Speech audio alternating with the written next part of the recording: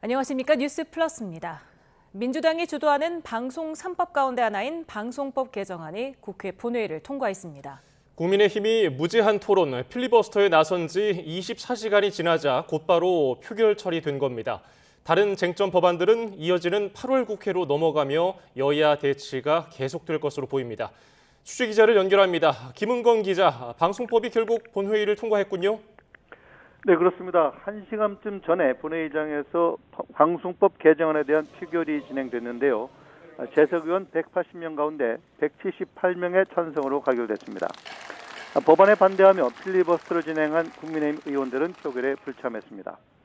방송법 개정안에 대해서는 어제 오후 4시부터 무제한 토론 필리버스터가 진행됐는데요. 24시간이 지난 오후 4시 10분쯤 토론 종결 동의안이 상정돼 가결되면서 표결이 이루어지게 됐습니다. 이로써 지난 윤석열 정부에서 거부권 행사로 폐기됐던 방송 3법 가운데 방송법 개정안이 가장 먼저 국회 본회의 문턱을 넘게 됐습니다.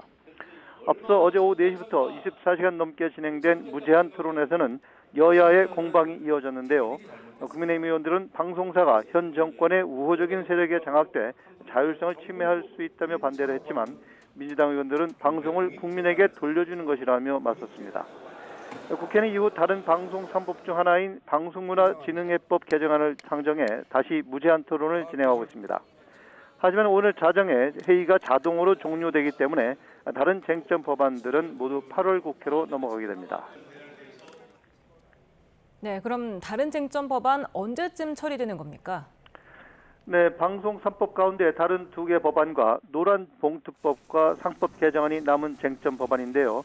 민주당은 오는 21일부터 나흘 동안 본회의를 열어서 이들 법안을 처리하기로 했습니다. 국민의힘이 이들 법안에 대해서 필리버스터 방침을 정했기 때문에 민주당은 24시간마다 한 건씩 처리하는 전략을 활용할 방침입니다. 김병기 원내대표는 국민의힘이 필리버스터로 본회의를 마비시켜서 민생 회복과 개혁을 위한 법안들이 일괄 처리되지 못했다고 비판했는데요. 김 원내대표 발언 잠시 들어보겠습니다. 국민의힘은 당리당략에 눈이 멀어 민생과 개혁을 내팽개치고 있습니다. 그 책임을 무겁게 져야 할 것입니다. 예, 국민의힘은 쟁점 법안에 강하게 반대하고 있는데 앞으로 어떻게 대응할 계획입니까? 네, 우선 법적으로 부정된 필리버스터를 최대한 활용해서 반대 여론 확산에 주력하면서 후속 법적 대응에도 나설 방침입니다. 송원석 비대위원장 겸 원내대표는 방송 3법이 사실상 공영방송을 없애고 민주당 정권의 기관방송을 만들겠다는 것이라고 주장했는데요. 헌법상 언론의 자유를 명백히 침해하는 만큼 앞으로 위헌 법률심판 청구 등 모든 법적 수단을 동원해서 저지 투쟁에 나설 것이라고 밝혔습니다. 송 위원장의 발언 잠시 들어보겠습니다. 방송장악 3법은 이재명 정권의 독재를 알리는 서곡이라 볼 것입니다. 조만간 같은 방식으로 지금은 빠져있지만 종편 방송을 장악할 것이고. 네, 그런데 국회 법사위원장인 이춘석 민주당 의원은 차명 주식 거래 의혹이 제기됐는데요. 이 소식도 전해주시죠. 네, 이춘석 의원이 어제 국회 본회의장에서 휴대전화를 이용해 타인명으로 되어 있는 주식 계좌를 보는 사진이 언론을 통해 공개된 건데요. 당시 휴대전화 화면에는 일부 주식 종목의 거래창이 떠 있습니다. 하지만 화면에 나오는 계좌 명의자는 이 의원의 보좌관으로 확인돼서 차명거래 의혹이 제기된 겁니다. 이에 대해 이춘석 의원은 물의를 일으켜 진심으로 사과한다면서도 타인명으로 주식 계좌를 개설해서 차명 거래한 사실은 결코 없다고 강조했습니다. 민주당 정청래 대표는 이와 관련해 윤리감찰단에 긴급 진상조사를 지시했으며 공석인 윤리감찰단장 대신 조승래 사무총장이 조사에 들어간 것으로 전해졌습니다. 국민의힘은 일제히 공세에 나섰는데요. 송원석 비대위원장은 차명 주식 거래는 명백한 법령 위반이라면서 이 의원을 즉시 국회윤리위원회에 제소하고 금융실명법 등 실정법 위반으로 형사 고발하겠다고 밝혔습니다. 지금까지 YTN 김은건입니다. 민중기 특검팀이 내일 오전 10시 김건희 여사를 피의자 신분으로 불러 조사합니다. 특검은 별도 티타임 없이 김 여사가 도착하는 즉시 조사에 돌입합니다. 황보연 기자입니다. 김건희 여사는 오전 10시 피의자 신분으로 서울 광화문 특검 사무실에 출석합니다. 특검은 김 여사와 별도 티타임이나 면담 없이 곧장 조사하기로 했습니다. 내란 특검이 윤 전 대통령을 조사할 때와 마찬가지로 별도 예우를 갖추지 않고 일반 피의자처럼 대하겠다는 겁니다. 김건희 특검은 통상 절차대로 법과 원칙에 따라 조사할 예정이라고 강조했습니다. 김건희 여사에 대한 신문은 특검팀 내 부장검사가 맡습니다. 조사 대상은 최초 출석 통지서에 담았던 도이치모터스 주가 조작 의혹과 공천 개입 의혹, 건진법사 청탁 의혹에 명품 목걸이 재산 신고 누락 의혹과 대선 경선 허위사실 공표 의혹이 추가됐습니다. 김건희 여사 소환을 앞두고 특검은 구속된 통일교 전 본부장과 집사 게이트 관련 인물들을 잇따라 불러 조사했습니다. 또 공천 개입 의혹과 관련해서는 명태균 씨가 실질적으로 운영했던 것으로 알려진 여론조사 업체 대표도 소환했습니다. 특검은 지금까지 조사한 내용을 토대로 김 여사를 강하게 추궁할 것으로 예상되는데 일단 1차 조사는 밤 늦게 마칠 것으로 보입니다. YTN 황보현입니다. 김건희 특검이 내일까지는 윤석열 전 대통령에 대한 체포영장을 집행하지 않기로 했습니다. 특검은 윤 전 대통령 측 변호인과 조사 방식과 일정을 논의하겠다고 밝혔습니다. 박조은 기자입니다. 김건희 특검이 윤석열 전 대통령에 대한 체포영장 재집행 의지를 굽히지 않고 있는 가운데 윤 전 대통령이 변호인을 선임했습니다. 헌재 탄핵 심판과 윤 전 대통령 내란 수사 변호인단으로 활동하는 배보윤 변호사입니다. 김건희 특검은 윤 전 대통령의 변호인 선임서가 접수됐다면서 6일까지는 체포영장을 집행할 계획이 없다고 밝혔습니다. 변호인과 소환조사 일정 방식 등을 논의하겠다는 겁니다. 윤 전 대통령 측이 특검과 협의해 조사를 받을 수도 있겠지만 이번에도 소환에 응하지 않을 가능성도 큽니다. 특검은 이럴 경우 물리력을 써서라도 체포영장을 반드시 집행한다는 계획입니다. 윤 전 대통령에 대한 체포영장 기한은 오는 7일까지입니다. 소환에 불응하면 김건희 여사 소환 다음 날인 7일 체포영장을 집행하거나 영장을 다시 청구해 발부받을 수도 있습니다. 앞서 특검팀은 서울구치소에서 윤 전 대통령을 체포하려 했지만 윤 전 대통령이 수의도 입지 않은 채 누워 완강히 버티며 무산됐고 특검팀은 물리력을 써서라도 다음 체포영장 집행은 완료하겠다고 밝혔습니다. YTN 박조은입니다. 김건희 여사의 최측근으로 알려진 이종호 전 블랙펄 인베스트 대표에 대한 구속 전 피의자 신문이 오늘 오전 열렸습니다. 구속 여부는 이르면 오늘 밤에 결정됩니다. 조태현 기자입니다. 이종호 전 블랙펄 인베스트 대표가 법원의 구속 전 피의자 신문을 받았습니다. 쏟아지는 질문에는 성실히 임했다고만 밝혔습니다. 형사법 위반 부분에 대해서 어떻게 법정에서 소명하셨습니까? 성실히 임했어요. 이종호 전 대표는 도이치모터스 1차 주가 조작 주포인 이정필 씨에게 수십 차례에 걸쳐 8천여만 원을 챙긴 혐의를 받습니다. 특검은 이 전 대표가 형사재판에서 실형 대신 집행유예 선고를 받도록 힘써주겠다면서 윗돈을 받은 것으로 보고 구속영장을 청구했습니다. 이 전 대표는 최후 진술에서 수사 본류인 주가 조작 의혹과 관련해서는 한 차례도 소환하지 않고 구속된 이 씨의 허위 진술만으로 죄를 뒤집어 씌웠다며 특검의 무리한 행태에 유감 표명을 넘어 두려움을 느낀다고 밝힌 것으로 전해졌습니다. 이 전 대표는 김건희 여사의 최측근으로 꼽힙니다. 도이치모터스 주가 조작 사건에서 핵심 역할을 해 대법원에서 징역형을 확정받았고 삼부토건 주가 조작 의혹, 최상병 사건 구명 로비 의혹에도 등장합니다. 특검팀이 김건희 여사 소환을 앞두고 이 전 대표의 신병을 확보하면 김 여사를 둘러싼 수사도 한층 탄력을 받게 됩니다. 반면 영장이 기각될 경우 김건희 특검팀에는 악재가 될 수 있습니다. YTN 조태현입니다. 최상병 특검이 이중섭 전 국방부 장관의 출국금지 해제 의혹과 관련해 이틀 연속 강제 수사에 나섰습니다. 특검팀은 오늘 오전 법무부 과천청사에 대한 압수수색을 진행했습니다. 어제는 박성재 법무부 장관과 당시 차관이었던 심우정 전 검찰총장, 조태열 전 외교부 장관 등을 압수수색했습니다. 경찰이 서부지법 폭동 교사 혐의로 전광훈 목사와 사랑제일교회 등을 압수수색했습니다. 전 목사와 교회는 서부지법 사태와 무관하다며 반박했습니다. 김희영 기자입니다. 경찰 통제선 너머로 검은 차량이 들어가고 서류를 든 수사관들이 내립니다. 인근에는 교회 탄압을 중지하라는 팻말을 든 사람들이 보입니다. 경찰이 전광훈 목사와 서울 성북구에 있는 사랑제일교회, 전 목사의 유튜브 콘텐츠를 만드는 교회 인근 스튜디오 등에 대한 강제 수사에 착수했습니다. 서부지법 폭동 사태와 연관됐다는 의혹에 대한 자료를 확보하기 위해서입니다. 전 목사는 시위대가 서부지방법원 청사에 난입하고 경찰의 공무집행을 방해하도록 교사한 혐의 등을 받고 있습니다. 앞서 전 목사는 지난 1월 집회 현장에서 서부지법으로 이동해야 한다거나 국민저항권을 언급하는 등 폭력 사태를 부추기고 내란을 선동한 혐의 등으로 경찰에 고발됐습니다.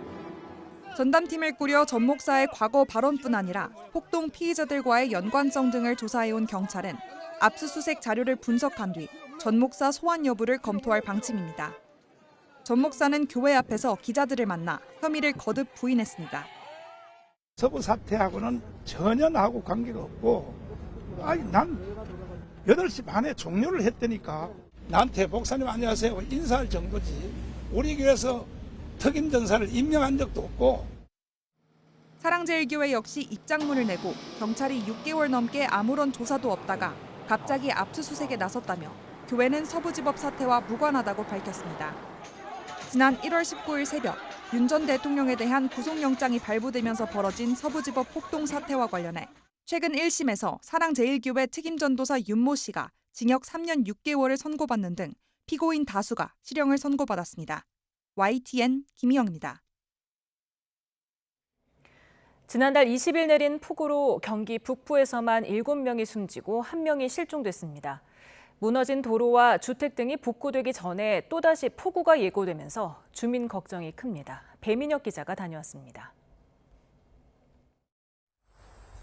지난달 20일 내렸던 폭우로 경기 북부에서만 7명이 숨지고 1명이 실종되는 등 곳곳에서 피해가 잇따랐는데요. 그로부터 2주가 지난 지금도 경기 가평군 곳곳에는 피해 현장이 고스란히 남아 있습니다. 하천 옆에 있는 뚝을 보면 무너져 내려 흙이 그대로 주저앉았고 나무가 뿌리째 뽑혀 있는 모습을 볼 수 있습니다. 또 굴러내려온 돌들이 여기저기 흐트러져 있는데요. 하천 한가운데에는 형체를 알아볼 수 없을 만큼 찌그러진 차량이 남아 있습니다. 가까이 다가가서 봐야지 좌석이 있는 걸 보고 차량임을 알 수 있었습니다. 또 잠시 화면을 돌려 이쪽을 보시면 주택 밑에 있는 원래는 돌이 쌓여 있어야 되는데 지금은 일부 돌들이 완전히 무너져 내려 있는 모습을 볼 수 있습니다. 또 주택과 돌 사이에 흙도 많이 유실되어 있는 모습을 볼 수 있습니다. 이곳은 원래 음식점에서 조리를 하는 부엌이 있던 곳입니다. 그런데 지금 보시는 것처럼 부엌 밑바닥이 완전히 주저앉은 모습을 볼 수 있습니다. 지난번 폭우 당시 빗물에 토사가 유실되며 주택 밑부분이 완전히 무너져 내린 건데요. 상황이 이렇다 보니 영업 재개는 엄두도 못 내고 있습니다. 되려면 아직 멀었어요. 걱정되죠, 걱정되지. 근데 많이만 안 오면 괜찮은데 많이 먼저처럼 온다 그러면 또 이건 나만 하지도 않지 이것도. 산에서 쓸려 내려왔던 커다란 돌덩이들이 이렇게 그대로 방치되어 있는 등 복구 작업도 미비한 상황입니다. 취재진이 만났던 주민들은 전기가 복구된 지도 채 며칠 되지 않았고 통신선은 아직도 복구되지 않은 상황이라고 설명했는데요. 이런 가운데 또다시 폭우가 예고되며 주민들의 긴장도는 높아지고 있습니다. YTN 배민혁입니다. 폭염에 이어 다시 폭우가 예고됐습니다. 내일 출근길부터 서울에 극한 호우가 쏟아지겠는데요. 이번에는 남부보다 중부에 더 강한 비가 올 거라는 예보입니다. 김진두 기자가 보도합니다. 비는 자정 이후 본격 시작되겠습니다. 수도권 강원도부터 비가 내리는데 빗줄기는 출근길 무렵부터 굵어지겠습니다. 시간당 30에서 50mm, 많은 곳은 70mm가 넘는 폭우로 쏟아질 전망입니다. 시간당 72mm가 넘으면 극한호우로 부르기 때문에 극한호우 수준의 비가 내리는 겁니다. 이번 비는 남쪽 뜨거운 공기와 북쪽 차고 건조한 공기가 맞부딪히며 형성된 호우구름에서 내립니다. 남북의 폭이 좁아 같은 지역이라도 강우량차가 무척 크게 나타난 특징을 보입니다. 또 남쪽으로 서서히 이동하며 전국에 비를 쏟아붓겠습니다. 우리나라 북서쪽에서 내려오는 차고 건조한 공기와 남쪽의 습한 공기가 중부지방에서 형성돼 만든 비구름대는 상층의 북서풍을 타고 점차 남부지방으로 내려오면서 강한 비를 뿌리겠습니다. 지난번 비가 남부에 집중돼 큰 피해를 줬다면 이번 비는 중부에 훨씬 강한 비를 쏟아붓겠습니다. 따라서 7월에 내린 비로 큰 피해가 났던 경기와 충청권에 추가 2차 피해가 우려됩니다. 또 남부지방에도 중부보다는 약하지만 평균 시간당 30mm의 호우가 예상돼 각별한 주의가 필요합니다. YTN 김준우입니다. 서울 신세계백화점 본점에 폭발물이 설치됐다는 글이 인터넷에 올라왔습니다. 경찰은 이용객들을 대피시키고 특공대를 투입해서 폭발물을 탐색했습니다. 현장 취재기자를 연결해 자세히 알아봅니다. 오승훈 기자.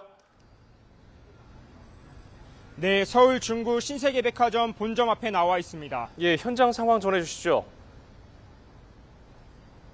네, 백화점 출입구는 한때 사람들로 북적였습니다. 백화점에서 나온 시민과 경찰들로 인해 복잡하고 또 혼잡한 상황이었는데요.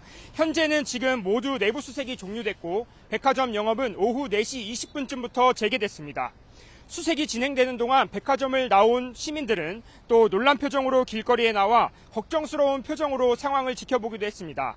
경찰 특공대 수색 결과 폭발물은 없는 것으로 확인됐습니다. 당시 백화점 내부에 있다가 대피한 시민 목소리 직접 들어보겠습니다.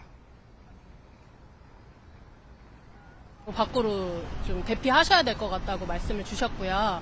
그때 왜 그런지 물어봤는데 일단 말씀을 안 해주셨어요. 자세한 설명을 안 주셔가지고 그냥 일단 나오는 길에 엿들었어요. 그 폭발물이 설치되어 있다라는 이야기. 앞서 오늘 낮 1시 50분쯤 신세계백화점 본점 1층에 폭약을 설치했다는 온라인 게시글이 올라왔다는 신고가 경찰에 접수됐습니다. 낮 12시 반쯤 이 같은 내용의 글이 인터넷에 올라온 것으로 확인됐는데요. 해당 글에는 신세계백화점 본점을 절대 가지 말라면서 1층에 폭약을 설치했고 오늘 오후 3시에 폭파될 예정이라는 내용이 담긴 것으로 파악됐습니다. 예, 이용객들이 급하게 대피했죠. 네, 소방은 대피 당시 시민 4천여 명이 내부에 있었던 것으로 보고 있습니다. 경찰로부터 출동 요청을 받은 소방관들은 현장에 출동해 시민들을 안전한 곳으로 대피시켰습니다. 이 과정에서 다친 사람은 현재까지 없는 것으로 파악됐습니다. 경찰은 특공대 등 240여 명을 투입해 1시간 반에 걸쳐 백화점 내부를 수색한 결과 폭발물은 없는 것으로 확인하고 오후 4시쯤 출입 통제를 해제했습니다. 경찰 특공대 관계자는 백화점 내부가 상당히 넓어 수색하는 데 시간이 좀 걸렸다고 밝혔는데요. 이와 관련해 경찰은 수색은 종료했지만 용의자 IP 추적 등 수사를 이어갈 방침이라고 밝혔습니다. 지금까지 서울 중구 신세계백화점 본점 앞에서 YTN 오승훈입니다. 경기 광명시에 있는 포스코 ENC 시공 현장에서 미얀마 국적의 노동자가 감전을 당해 의식불명 상태입니다. 이따른 노동자 사망 사고에 대국민 사과를 한 지 엿새 만에 또 사고가 발생한 건데 경찰은 합동 감식을 진행하고 본격 수사에 착수했습니다. 이현정 기자입니다. 깊게 파놓은 공사장으로 경찰과 근로감독관들이 잇따라 들어갑니다. 경기 광명시 포스코 ENC 시공 현장에서 벌어진 산업재해와 관련해 경찰이 합동 감식을 진행했습니다. 이곳 공사 현장에서 어제 오후 미얀마 국적의 30대 남성 노동자가 감전 사고를 당했습니다. 물을 퍼올리는 양수기가 작동하지 않아 꺼내는 과정에서 사고가 난 것으로 파악됐습니다. 양수기 하면서 양수기 물이 안 나왔어요. 장비 때문에. 피해 노동자는 심정지 상태로 병원에 이송됐는데 호흡과 맥박은 돌아왔지만 의식은 되찾지 못한 상태입니다. 사고가 발생하면서 작업은 중단됐습니다. 노동자들은 모두 철수했고 출입도 통제됐습니다. 그런데 올해 들어 포스코 ENC가 시공하는 공사 현장에서는 앞서 4차례나 사망 사고가 발생한 상태입니다. 비판이 커지자 지난달 28일 모든 현장에 대해 긴급 안전 점검을 실시하겠다며 작업을 중단했는데 공사를 다시 시작한 당일에 또 사고가 난 겁니다. 경찰은 자세한 사고 원인을 파악하기 위해 양수기 등 장비를 국립과학수사연구원으로 보내 감정을 의뢰했습니다. 공사장 관계자들도 참고인 신분으로 불러 조사하고 있는데 안전관리에 미흡했던 정황이 확인될 경우 업무상 과실치상 혐의를 적용해 입건할 방침입니다. YTN 이현정입니다. 오늘 새벽 충남 홍성에 있는 김 제조 공장에서 큰 불이 났습니다. 스프링클러 의무 설치 대상 건물이 아니었고 공장 내부에 불에 타기 쉬운 물질이 많아서 진화에 어려움을 겪었습니다. 이상곤 기자입니다. 시뻘건 불길과 함께 검은 연기가 쉴 새 없이 뿜어져 나옵니다. 소방대원들이 연신 물을 뿌려보지만 불길은 좀처럼 잡히지 않습니다. 충남 홍성군 광천읍에 있는 김 제조 공장에서 큰 불이 났습니다. 불도 잘 안 꺼지고 이제 뭐 장미도 많이 오고 계속 연기는 계속 꾸준히 나고 그러니까 계속 불을 진화를 해도 연기는 끝까지 나고. 공장 2개 동이 불에 탔지만 다행히 인명피해는 없었습니다. 소방은 담당 소방서 인력을 총동원하는 대응 1단계를 발령하고 5시간 만에 큰 불길을 잡았습니다. 건물이 무너져 내부 진입이 어렵고 식용유와 김 완제품이 쌓여 있어 진화 작업에 어려움을 겪었습니다. 불은 튀김실 인근에서 시작된 뒤 공장 내부 배전반에 옮겨붙어 터지면서 확산한 것으로 파악됐습니다. 화재를 자동으로 감지해 신속한 신고가 이루어졌지만 공장 건물은 스프링클러 설치 대상이 아니었던 것으로 확인됐습니다. 면적은 되는데 층수가 해당이 안 돼서 설치 대상이 아닙니다. 스프링클러가 있었다면 아마 연소 확대는 초기에 진화가 됐을 겁니다. 소방은 안전이 확보되는 대로 합동 감식을 통해 정확한 화재 원인을 조사할 계획입니다. YTN 이상곤입니다. 미국의 7월 관세 수입이 290억 달러, 우리 돈 약 40조 1,600억 원을 넘어서며 월간 최대치를 기록했습니다. 미 재무부에 따르면 미국은 지난달 관세 수입이 290억 달러를 넘기며 올해 들어서 총 1,520억 달러, 약 210조 5천억 원의 관세 수입을 기록했다고 폭스 비즈니스가 보도했습니다. 분석가들은 트럼프 관세가 유지될 경우 향후 10년간 2조 달러 넘는 관세 수입이 추가로 발생할 수 있다고 예상하고 있습니다. 미국 관세와 중국 저가 공세에 치이면서 우리 제조업체 80%가 주력 제품이 쇠퇴기, 레드오션에 진입했다고 비관하고 있습니다. 이런 기업들을 옥죄는 입법 강행 자제 여론이 끊이질 않고 있습니다. 이종수 기자입니다. 수출을 견인해온 우리 제조업체들 대다수가 주력 제품 시장 환경이 매우 좋지 않은 것으로 보고 있습니다. 대한상공회의소가 2,100개가 넘는 전국 제조업체를 상대로 한 여론조사에서 응답 기업 80%가 주력 제품 시장이 레드오션에 접어들었다고 답했습니다. 미래 전망도 긍정적이지 않습니다. 기업 10곳 가운데 6곳은 현재 진행 중인 신사업이 없다고 했는데 이유는 자금난 등 경영 악화와 신사업 시장성, 사업성 확신 부족을 꼽았습니다. 그런데 여당인 민주당은 최근 이런 기업들의 부담을 가중시키는 입법을 밀어붙이려 하고 있습니다. 불법 파업에 사측 손해배상 청구를 제한하고 하청업체들이 원청을 상대로 교섭과 파업을 벌일 수 있도록 한 노란봉투법과 소액주주가 이사회 선임에 더 강한 영향력을 행사할 수 있는 집중투표제 의무화 등을 담은 더 세진 상법 개정안이 대표적입니다. 트럼프 행정부가 국내 제조업을 되살리겠다며 관세 전쟁을 벌이고 있는데 우리 제조업체들은 미국의 관세 폭탄에 옥죄기 입법들로 2중 3중고를 겪게 됐습니다. 정부도 현실로 닥칠 기업 피해를 인정하고 있습니다.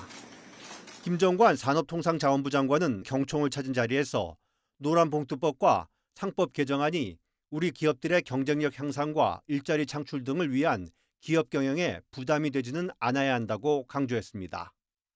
법인세율 인상도 국내 경제에 미칠 부정적 영향에 대한 우려를 낳고 있습니다. 법인세를 1%포인트씩 인상하기로 한 것은 국내 기업들이 미국으로 생산기지를 이전하는 것을 촉진하는 효과가 있을 것으로 보이거든요. 왜냐하면 미국의 지금 연방 법인세율은 21%인데 글로벌 환경 변화로 미래가 불투명해진 기업들을 노사 갈등과 주주와 충돌로 몰아가는 입법과 규제의 강행은 자제돼야 한다는 여론이 갈수록 높아지고 있습니다. YTN 이종수입니다.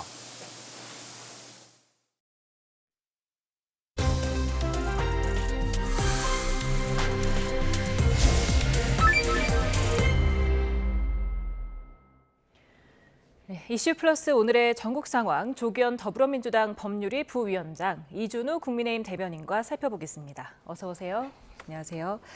네, 오늘 민주당이 주도하는 방송 3법 가운데 하나죠. 방송법이 국회 본회의를 통과했습니다. 여야가 굉장히 강하게 대치를 했는데요. 어떻게 보셨습니까?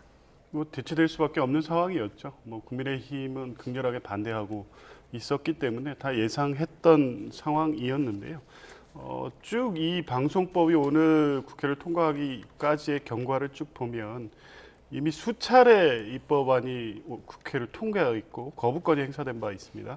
그 전에 정권이 바뀔 때마다 방송 장악이라는 이 프레임으로 서로가 서로를 공격하는 이 악순환이 계속 반복된 거 아니겠습니까? 이것을 끊어내겠다는 게 이번 개정 아니고 지금 정부 여당으로서는 오히려 개정 전 방송법으로 갔을 때 지금 국민의힘이 주장하는 방송에 대한 영향력 행사가 훨씬 수월함에도 그렇게 하지 않겠다는 겁니다. 기득권을 내려놓고 방송의 이 중립성과 공정성을 보장하겠다는 법안임에도 불구하고 국민의힘은 무조건 이제 반대 입장을 가져왔던 것이었기 때문에 반대를 위한 필리버스터를 했지만 막아낼 수도 없었고요. 그럴 명분도 없었다고 봅니다. 당연히 통과될 법이 늦었지만 지금이라도 통과돼서 다행이라는 입장입니다.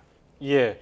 우원식 국회의장은 이 여야 합의가 있었다고 하면서 그게 이제 노란봉투법보다 방송법을 먼저 올린 그 내용이거든요. 이 점은 어떻습니까? 이제 합의라기보다는요, 민주당에서 먼저 요구를 했다고 합니다. 이제 정청래 신임 당 대표가 강력하게 노란봉투법보다 먼저 방송법 처리를 원한다라고 제안을 한 거고, 거기에 대해서 우리가 지금 사실 의석수에 많이 밀리다 보니까 거기에 대해서 적극적으로 협상할 수는 없는 상황이었던 것 같습니다. 그걸 중재했었던 국회의장 입장에서는 합의했다 이렇게 본인이 해석을 한 게 아닌가 싶은 생각이 듭니다. 또 하나 말씀드리면 노란봉투법보다 왜 방송법이 먼저 했겠느냐? 노란봉투법은 저항하는 측이라고 해야 되나요? 그런 분들이 만만치가 않습니다. 일단 가장 먼저 경영자협회가 있는 거고요. 또 해외 자본도 노란봉투법에 대해서 굉장히 우려하고 반대를 합니다. EU 상공회의소나 미국 상공회의소도 철수할 수 있다는 얘기까지 나왔었고요. 가장 큰 우려는 바로 주주들입니다. 주주들이 노란봉투법이 통과되면서 주식이 하락할까 봐 가장 우려하기 때문에 이 주주들 눈치도 볼 수밖에 없었을 겁니다. 반면에 방송법 같은 경우는 이해관계자가 굉장히 좁습니다. 방송 관계자들 외에는 딱히 국민들의 이목을 끌기가 쉽지가 않은 주제가 바로 방송법입니다. 그렇기 때문에 아마도 좀 본인이 통과시키기에 쉽고 또 본인이 얘기 평소 했던 것들을 강하게 바로 추진해서 성과를 낼 수 있는 게 방송법이었기 때문에 방송법을 처리하지 않았나 싶습니다. 네, 지금 송원석 국민의힘 비대위원장은 방송 3법은 공영방송 소멸법이다. 헌법상 언론의 자유를 명백히 침해하고 있어서 지금 위헌 법률 심판을 제청하겠다 이렇게 말했는데 어떻게 보세요? 위헌 법률 심판은 헌법적으로 할 수 있죠. 할 수 있는데 이게 사실상 한다고 하더라도 그렇게 기대할 수 있는 그런 결과가 나올 거라고 지금 보기 어려울 것 같습니다. 다만 이번에 필리버스터를 한 것처럼 24시간 동안 국민들에게 이 방송법의 문제가 무엇인지 소상히 국민들에게 알려주는 것, 그것만으로도 상당히 여론을 환기시키는 데 좀 도움이 됐을 거라 생각이 좀 들고요. 일단 KBS 같은 경우는 11명 이사회를 15명으로 늘리는 겁니다. 늘리면서 친민주당 성향에 있는 학계라든가 시민단체 이런 부분들이 많이 참여를 하게 됩니다. 그렇게 되면 결과적으로는 민주당 성향의 이사회가 구성이 된 거고, 그러면 앞으로 정권이 바뀌더라도 거기에 관계없이 민주당 성향의 사장이 계속 올 수가 있는 거죠. 그렇게 되면 결국은 공영방송, 공공재로 운영되고 있는 공영방송이 특정 정당의 어떤 기관지 방송 같은 그런 역할을 하는 거기 때문에 국민의 입장에서는 이거는 나치식의 프로파간다가 굉장히 우려되는 그런 상황에서 방송법 개정안을 계속 반대해왔던 겁니다. 예. 자, 그리고 오늘 또 관심을 받은 인물이 있었으니 법사위원장인 이춘석 민주당 의원입니다. 어제 국회 본회의 때 본인 자리에서 타인 명의로 주식 거래하는 모습이 사진 기자에게 포착이 됐습니다. 저희가 그 사진을 좀 보여드릴 텐데요. 예, 이 화면입니다. 지금 보면은 네모 친 부분 보면 이춘석이란 이름이 아니고 다른 이름이에요. 파장이 좀 커지고 있는 것 같은데요. 예, 조금 전에 방송법 관련 간단하게만 말씀드리고요. 지금 좀 솔직해지셨으면 좋겠습니다. 정부 여당이 민주당이 방송을 장악하려고 했으면 지금의 방송법을 그대로 유지하는 게 훨씬 유리하다는 거 모르시지 않지 않습니까? 지금 대통령과 정부 여당, 절대 다수의 여당이 추천권을 행사할 경우에 입맛에 맞는 사장, 이사 임명할 수 있음에도 불구하고 이런 악순환을 끊겠다는 거 아닙니까? 뭐 학계, 법조계, 시청자위원회 등등의 구성원이 어떤 기준으로 이게 친민주당 성향이라고 말씀하시는지 모르겠고요. 이렇게 구조적으로 방송의 독립과 공정성을 확보하기 위한 법안이라는 걸 다시 한번 말씀드리고요.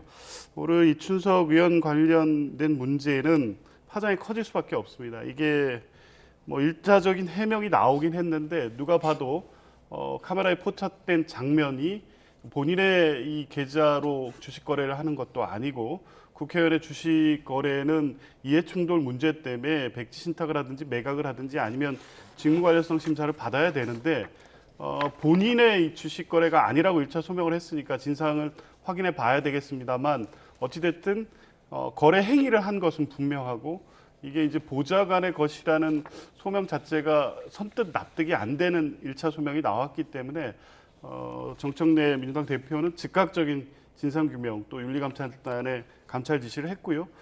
빠른 시간 내에 이 사태의 진위를 파악하고 적절한 조치를 취하겠다는 것이 민주당의 입장입니다. 네, 지금 그 보좌관은 의원님은 주식 거래를 하지 않는다. 제가 주식 거래를 하는데 의원님한테서 주식 거래에 관한 조언을 자주 얻는다. 거래는 하지 않는데 조언은 또 자주 했나 봅니다.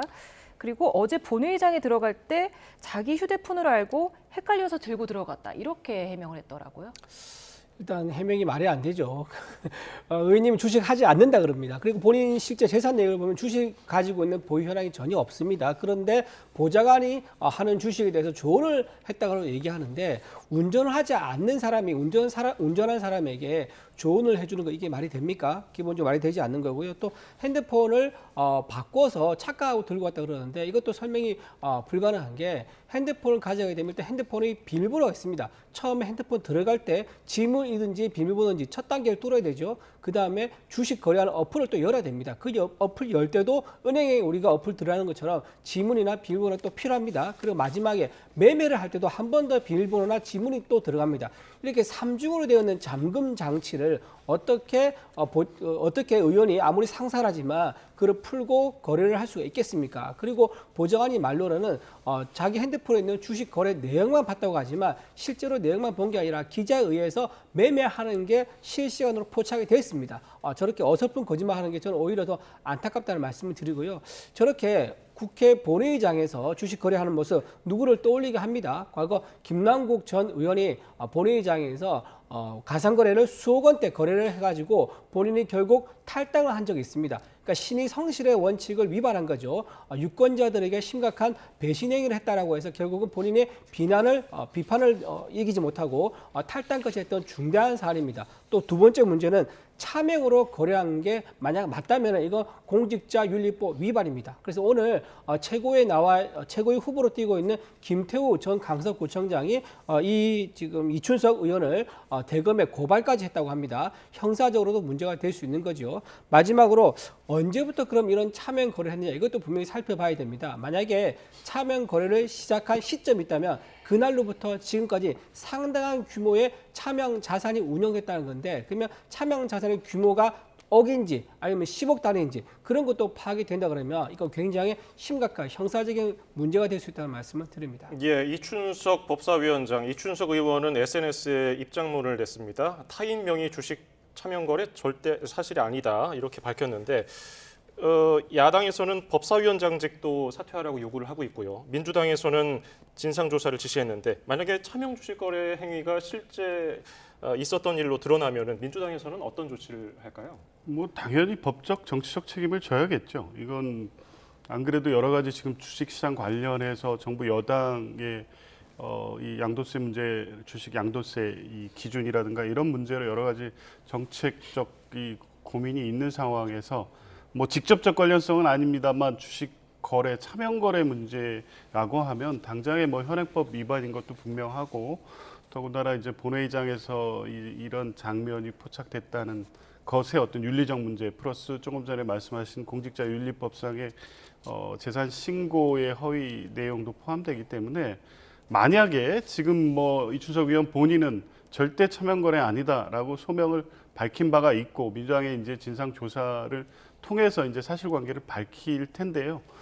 실제 지금 제기된 의혹이 사실이라면 법적 정치적 책임을 져야겠죠. 근데 이 내용은 뭐 오늘 아침에 이제 보도가 되고 본인의 소명이 있었고 그 소명이 납득하기 어려운 부분이 분명히 있고 근데 이제 사실관계 확인에는 그렇게 오랜 시간이 걸리지 않을 것 같습니다. 진술을 보면 되고 실제 계좌의 내역을 협조를 얻어서 들여다보면 되고 그 관련된 수익의 이동이라든가 여러 가지를 살펴보면 되는데 이게 오래 걸리는 문제는 아니기 때문에 당에서 아마 신속하게 조치하고 또 결과 여하에 따라서 필요한 조치를 취할 것으로 봅니다. 네, 지금 정치적 법적 책임을 져야 된다고 하셨는데 정치적 책임은 만약에 사실로 드러날 경우 어떻게 져야 된다고 보십니까? 뭐 정치적 책임은 일단은 뭐 법사위원장으로서의 그 직을 유지하는 건 쉽지 않겠죠. 근데 가정을 전제로 뭐 구체적인 어떤 지위에 관련된 말씀을 드리기는 어렵지만 전체적으로는 이게 확인되는 순간은 불법 위법의 사안으로 볼 수밖에 없기 때문에 그에 따른 조치는 뭐 적당히 지금 이 상황만 면하면 될 수 있는 정도의 조치로는 안 될 것이라는 것은 뭐 당에서도 분명히 인식하고 있을 것 같습니다. 네.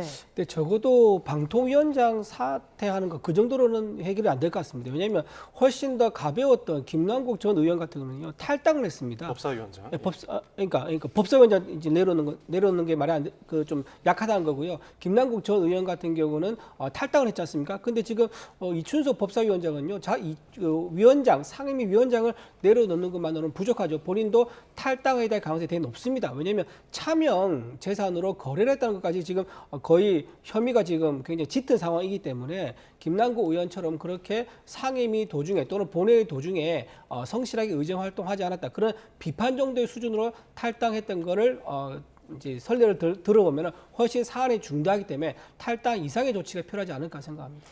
타인 명의로 차명 거래한 사실 결코 없다면서도 국회 본회의장에서 주식 화면을 열어본 부분에 대해서는 변명의 여지가 없다. 물의를 일으킨 점은 진심으로 사과드린다라고 했는데 이게 보좌진 핸드폰인지 자신 핸드폰인지는 밝히지 않았거든요. 이러면 만약에 정말 보좌진 명의 핸드폰이라면 이렇게 열어서 이렇게 해도 되는 겁니까? 그게 이제 그 해명이 선뜻 납득이 안 되는 부분이 있죠. 실수로 보좌진의 핸드폰을 가져갔고 보좌진의 주식 계좌를 열어서 거래를 했다는 건데 이게 상식적으로 쉽게 받아들여지지 않는 부분이 있기 때문에 언론인들의 질문에 이 설명을 붙이다 보면 자꾸 불필요한 논란이 계속 날 것 같기 때문에 아마 지금까지 그 정도의 해명을 한 것 같습니다. 근데 어쨌든 해명된 내용을 기반으로 해서 절대 차명 거래는 아니었다는 입장을 밝히고 있고 민주당에서 윤리감찰단은 일단 그 부분을 들여다보겠죠. 이제 그게 현실적으로 가능한 건지 실제 차모 보좌관의 주식 거래를 우연하게 실수로 가져간 휴대폰을 통해서 했는지는 쉽게 확인될 수 있는 문제이기 때문에요. 뭐 지금 나온 소명의 적절성 여부는 결과를 가지고 판단해 보면 될 것 같고 뭐 그 결과 여하에 따라서는 이런 식의 소명에 대해서 뭐 비난이 더 커질 수도 있겠고 아니면 선뜻 납득이 되지 않고 상식적이지는 않지만 우연히 뭐 실수로 그런 일이 생길 수도 있다일 수도 있겠죠. 근데 뭐 상식에 부합하지 않거나 납득할 수 없는 정도의 설명을 가지고 이 조사 결과를 내놓을 수는 없고 민주당에서도 철저히 조사해서 사실관계를 확인한 후에 조치를 하겠다는 게 기본 입장인 것이고요. 지금 이 알려진 내용만으로도 주식 거래를 안 하시는 국민들이 보기에도 매우 부적절한 상황이라는 걸 인식하고 있기 때문에 어설픈 변명으로 당이 조치를 하진 않을 것은 분명합니다. 예. 저 하나 더 말씀드리고 싶은데 짧게 부탁드리겠습니다. 저 화면 아까 핸드폰 보면 아시겠지만 거기에 나와 있는 기업 두 군데가 공교롭게도 어제 이제 정부가 발표한 AR 국가대표 거기에 선정된 5개 팀 중에 두 팀입니다. 바로 LG CNS 그리고 네이버인데 지금 거래하는 화면 보면 LG CNS 네이버 지금 나와 있지 않습니까? 저렇게 정부가 발표하기 직전에 AR 국가대표라는 것을 결과를 발표하기 직전에 만약에 그 정보를 사전에 알고 저 관련된 기업에 대한 주식을 거래했다 그러면 이건 내부 정보를 이용했을 가능성도 있고요. 또 이해 충돌의 문제도 있는 굉장히 심각한 사안이다. 그것도 확인을 해야 된다 말씀드립니다. 예. 자, 정청래 민주당 당대표, 야당 대표들을 잇따라서 예방을 했는데 근데 국민의힘과 개혁신당은 제외됐습니다. 아직 만나지 않았는데 관련해서 저희가 정청래 대표의 목소리를 듣고 이야기를 이어가겠습니다.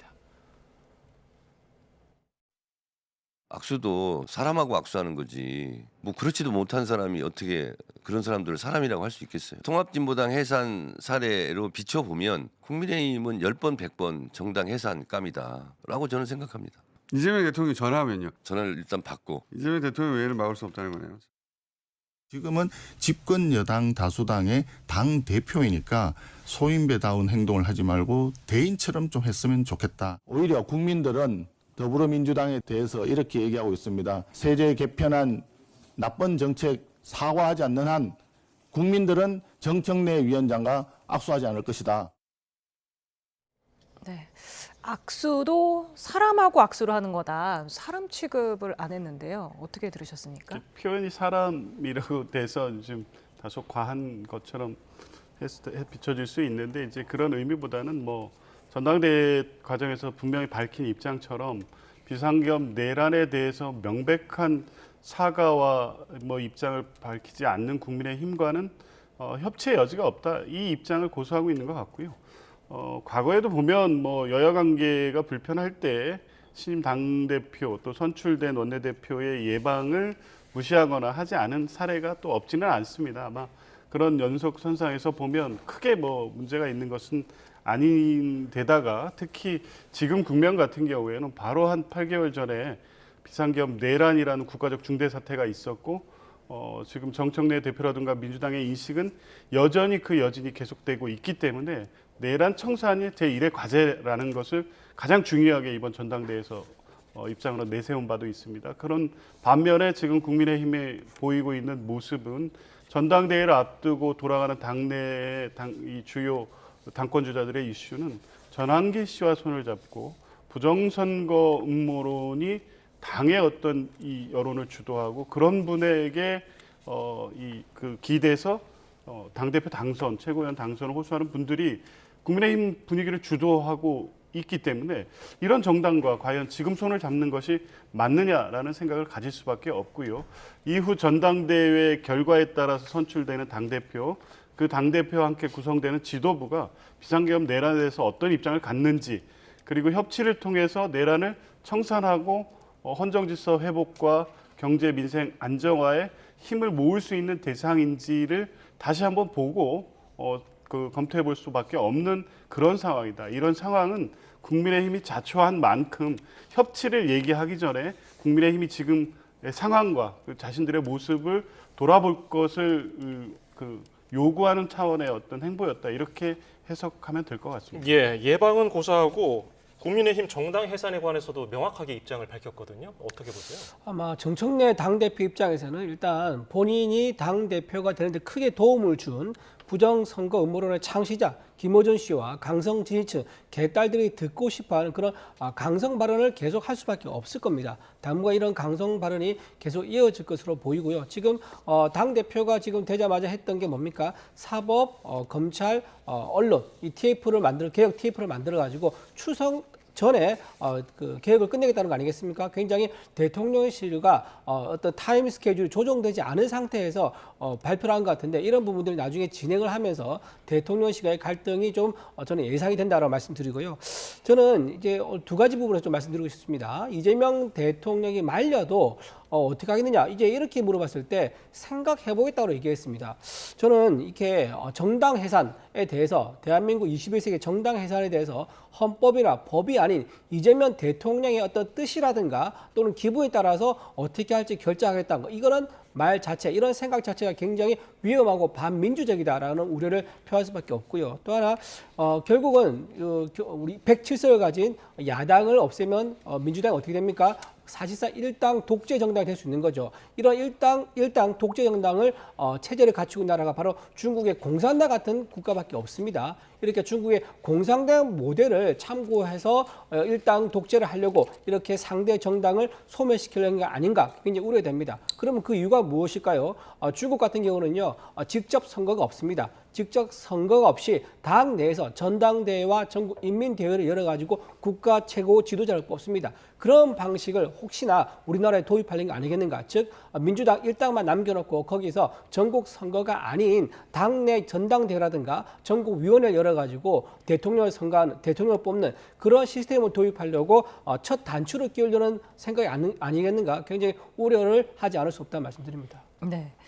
10번, 100번 정당 해산감이다 이렇게 말을 하면서 이 대통령이 말리면 그때는 고민해보겠다 이렇게 답을 했던데 대통령이 말릴 것으로 보십니까? 이제 봐야겠죠. 뭐 정청래 대표도 위원정당 심판 신청을 할 수 있다는 거에 전제 사실이 있습니다. 지금 진행되고 있는 내란 특검 또 김건희 특검도 다 마찬가지인데요. 이 수사 결과에서 위원정당 심판에 따른 해산 요건이 된다면 국민들이 당연히 그런 요구를 할 것이고 민주당으로서는 그 요청을 받아들여서 할 수 있다 이런 입장인 거고요. 그럼에도 불구하고 여론이나 뭐 대통령도 중요한 어떤 이 의견을 들어야 될 대상인 건 분명하죠. 그런 여러 가지 변수와 상황을 고려해서 한 말씀인데요. 지금 뭐 여러 가지 말씀을 하셨지만 일당 독재 그런 말씀 국민의힘은 해서는 안 된다고 봅니다. 12.3 비상계엄 내란이죠. 그때 나왔던 계엄 실행 문건에 어떤 문구가 있습니까? 국회 해산, 사실상 해산이죠. 모든 예산을 중단시키고 비상입법기구 예산을 편성하라. 이게 일당 독재 만들겠다는 거였습니다. 이 부분에 대한 진상규명을 해서 이렇게 위헌위법적인 비상계엄 해제 결의를 막으려고 시도했던 것이 국민의힘의 일부 의원들, 지도부가 관여돼 있다면 이것은 이 2014년의 통합진보당의 내란 예비 음모 이상의 위헌위법 행위이고 민주적 기본 질서를 위배한 행위입니다. 위원정당 해산 심판 요건에 해당될 가능성이 매우 높습니다. 그러면 국민들이 그런 정당에 대해서 민주적 정당으로서 유지하는 게 맞느냐는 목소리가 나올 수밖에 없고요. 그때 검토될 문제라는 점은 분명하지만 지금까지 드러난 사실관계만으로도 국민의힘의 일부 의원 또 상당 일부 지도부가 계엄 해제 표결에 관여됐다는 부분이 확인이 된다면 그 흐름은 막을 수 없을 것 같습니다. 예. 자, 그리고 또 사진 기자의 카메라에 스마트폰이 찍힌 인물이 한 명 더 있는데요. 송원석 국민의힘 비대위원장입니다. 강훈식 대통령실 비서실장에게 야권 인사의 광복절 특별사면 또 복권을 요청하는 메시지였습니다. 지금 화면 보여드리고 있죠. 이 점은 국민의힘에서는 어떻게 보고 있습니까? 대통령실 이제 광복절 특사가 있게 되면요, 여야 할 것 없이 전부 다 대통령실에다가 명단을 좀 보냅니다. 이런 분들 저런 분들 그러면서 각각 정당에 소속되어 있는 의원들에 대해서 전 의원들이죠. 의원들에 대해서 좀 아량을 베풀어 달라라는 것은 사실 뭐 특별한 일이 아니고요. 우리가 국민의힘이 정권 잡았을 때도 야당에서 민주당에서 우리한테 또 요청한 게 있었고요. 이건 늘 있어 왔던 일인데 사실 지금 이게 화면에 이제 잡히니까 조국 전 대표 같은 경우는 사면한 것이 맞지 않다라고 주장을 했으면서 우리 국민의힘 의원들에 대해서는 사면을 요구하는 게 적절하냐라는 지적이 나오는 것 같습니다. 이제 일견 이해는 되긴 하지만 조국 전 대표와 이제 비교한 것은 좀 맞지가 않죠. 조국 전 대표는 2년형을 받았는데 불과 7개월밖에 지금 복역하지 않은 상황입니다. 그런 분하고 지금 거의 형을 다 맞춰가는 분에 대해서 사면을 요구한 것은 차원이 다른 문제다라고 말씀드립니다. 네. 박정화 국민의힘 의원은 앞에서는 사면하면 안 된다고 했는데 뒤에서 그런 흥정과 거래가 있다는 게 노출되면서 지도부 권위와 신뢰가 무너졌다. 그리고 같은 당 대표 후보 주진우 의원은 이렇게 되면은 조국, 이화영 같은 사람들 사면의 빌미가 될 수 있다. 정치인 사면을 거부하자 이렇게 또 제안을 했더라고요. 그러니까 원칙적으로 뭐 대통령의 사면권이기 때문에 대통령의 결정 사항입니다. 그 사전 단계에서 여러 뭐 사회 단체라든가 각 정당의 의견을 취합하는 과정은 늘 있어 온 건 맞는데요.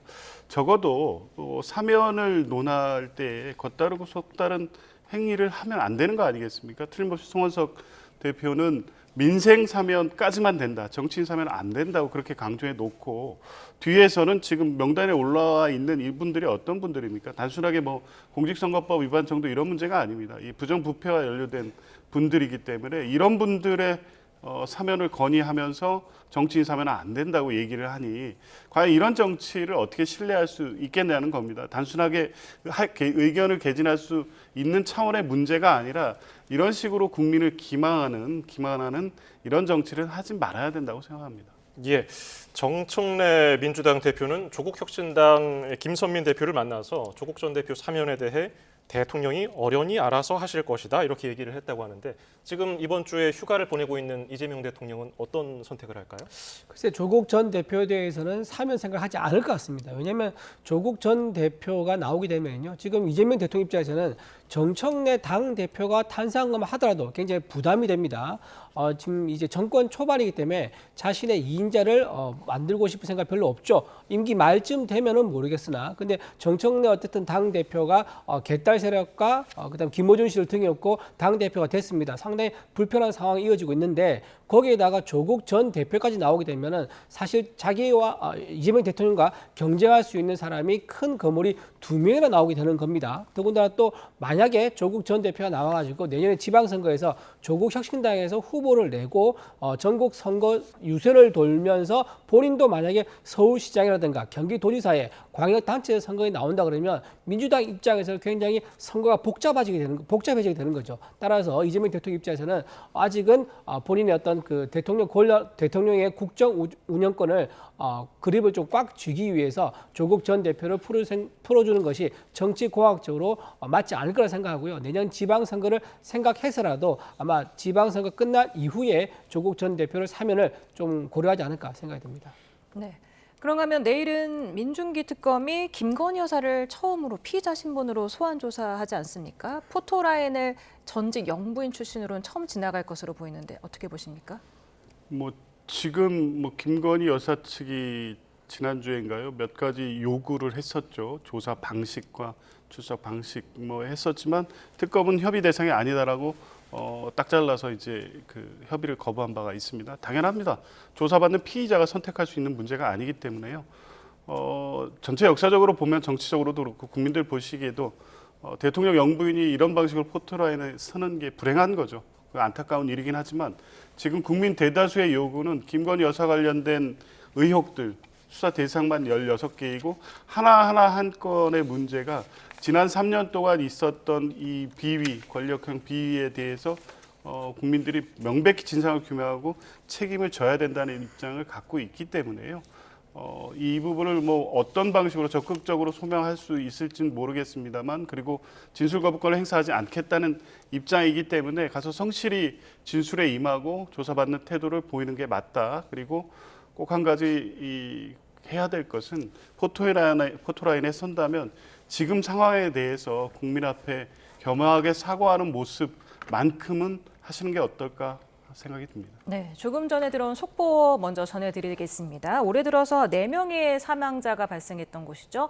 포스코 ENC에서 또 사고가 나서 노동자 한 명이 의식불명 상태에 빠졌는데요. 이에 대해서 포스코 ENC 정희민 사장이 사의를 표했습니다. 모든 책임을 지고 물러날 것이라고 밝혔습니다. 예, 또다시 인명사고가 발생한 데 대해 머리 숙여 깊이 사과드린다면서 정희민 포스코 ENC 사장이 사의를 표명했습니다. 관련된 자세한 소식은 이어지는 뉴스에서 전해드리겠습니다. 자, 지금 김건희 특검에서 내일까지는 윤 전 대통령 체포영장 집행을 보류하기로 했거든요. 이건 어떤 의미가 있다고 보세요? 아마 내일 이제 김건희 여사에 대한 이제 수사에 대해서 아마 제대로 진술을 이제 좀 적극적인 협조를 끌어내기 위한 그런 차원에서 윤 전 대통령에 대한 강제 구인을 좀 보류한 게 아닌가 싶은 생각이 듭니다. 김건희 여사 과연 가서 진술 거부권을 행사하지 않을지 어떨지는 알 수가 없습니다만 저는 그거는 좀 말하고 싶습니다.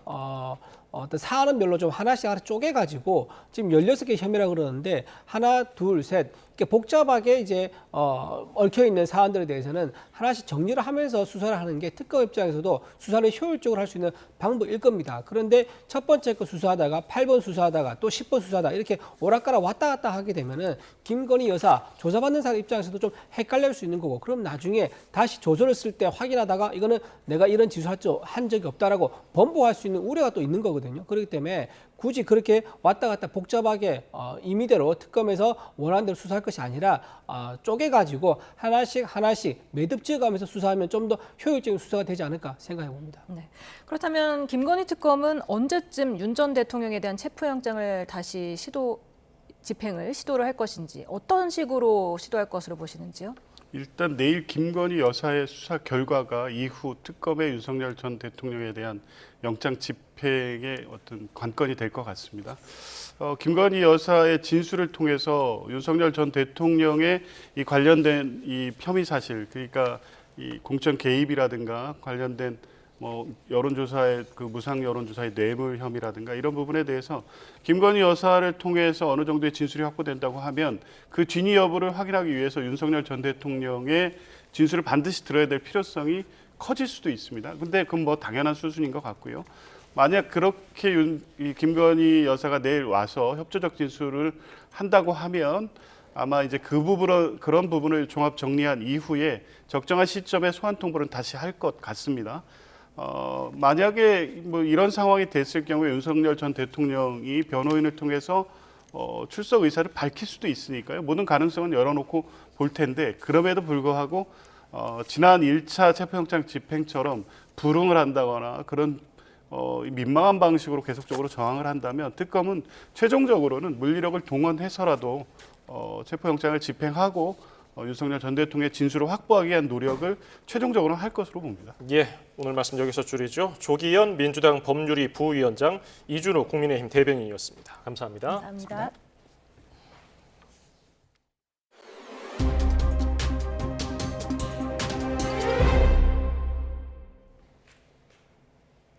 시가 52억 원 상당의 고가 위스키 5천여 병을 밀수한 의사와 교수, 사업가 등 고소득층이 적발됐습니다. 한 병에 2천만 원이 넘는 위스키를 29달러짜리 유리 제품이라고 속이는 등 다양한 수법으로 세금을 피했습니다. 관세청은 세금 41억 원을 추징하고 이들을 검찰에 송치했습니다. 이지은 기자입니다. 선반을 가득 채운 고급 위스키. 세관에 적발된 의사 A씨가 병원 옆 창고에 보관하다 압수당한 물품들입니다. 관세청은 시가 52억 원에 달하는 초고가 위스키 5천여 병을 밀수한 교수와 의사, 사업가 등 10명을 적발했습니다. 이 가운데 의사 A씨는 600여 차례에 걸쳐 3억 원 상당의 위스키를 들여오면서 다른 사람 명의로 분산하거나 가격을 낮춰 신고해 세금을 피했습니다. 의사 B씨는 800만 원이 넘는 위스키를 밀수입하고 해외 직구로 2천만 원이 넘는 초고가 위스키를 들여오면서 29달러짜리 유리 제품이라고 신고하는 등의 수법으로 세금 8억 원을 포탈했습니다. 교수 C씨는 위스키 118병을 해외 직구로 구입한 뒤 저가로 신고해 세금 4천만 원을 내지 않았습니다. 적발된 고소득자 중 일부는 밀수입한 위스키에 웃돈을 붙여 국내에서 다시 팔기도 한 것으로 드러났습니다. 코로나19 이후에 혼술 문화가 확산되면서 고소득층 내에서 이제 고가 위스키를 해외 경매 사이트 같은 데서 구입하면서 저가 신고 내지는 밀수입해서 사용하고 있다라는 정보가 입수가 돼가지고 기획수사에 착수를 한 겁니다. 관세청은 41억 원을 추징하고 이들을 관세법과 식품위생법 위반 혐의로 검찰에 송치했습니다. 또 해외 직구를 악용한 초고가 위스키 밀반입이 더 있을 것으로 보고 개인 명의 주류 수입 모니터링을 강화할 계획입니다. YTN 이지은입니다. 소비자 물가 상승률이 두 달째 2%대 초반을 기록했습니다. 하지만 출고가 인상 영향으로 가공식품의 상승세가 이어지고 있고 수요가 많은 수박은 20% 넘게 올랐습니다. 한우도 전달보다 상승폭이 커졌습니다. 오인석 기자입니다. 지난달 소비자 물가 상승률은 2.1%로 두 달째 2%대 초반 흐름이 이어졌습니다. 농축수산물이 2.1% 올랐고 석유류 가격은 국제 유가 하락 영향으로 1% 하락했습니다. 품목별로는 가공식품 물가의 고공행진이 이어졌습니다. 출고가 인상 등의 영향으로 4.1%가 올랐습니다. 할인 행사 등으로 전달보다는 줄었지만 4%대의 높은 상승세가 이어지면서 전체 물가 상승률을 0.35%포인트 끌어올렸습니다. 빵이 6.4%, 커피 15.9%, 햄과 베이컨은 7.1%가 각각 올랐습니다. 가공식품의 경우 커피, 발효유 등 최근 출고가가 인상된 품목의 순차 반영 영향으로 전년 동월 대비 4.1% 상승하였으나 7월 유통업체 할인 행사 등으로 상승폭은 둔화되었습니다. 수산물은 7.3% 상승했는데 고등어가 12.6% 올랐습니다. 농산물은 0.1% 하락했지만 전달보다 하락폭은 줄었습니다. 출하가 적은데 수요가 많은 수박은 20.7% 뛰었습니다. 지난달 21일 신청이 시작된 소비 쿠폰 영향도 물가에 반영되는 흐름도 감지되고 있습니다. 한우 물가는 4.9% 올라 전달보다 상승폭이 커졌습니다.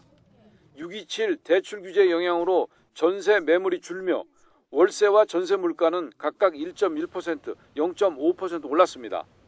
이번 달 물가와 관련해 한국은행은 집중호우와 폭염 여파로 농축수산물 가격 불안이 이어질 수 있고 대외 여건의 불확실성도 여전히 크다고 전망했습니다.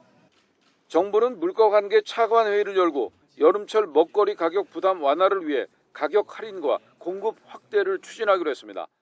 배추는 정보 방출 규모를 2배 수준으로 늘리고 수박은 할인 지원이 계속 추진됩니다.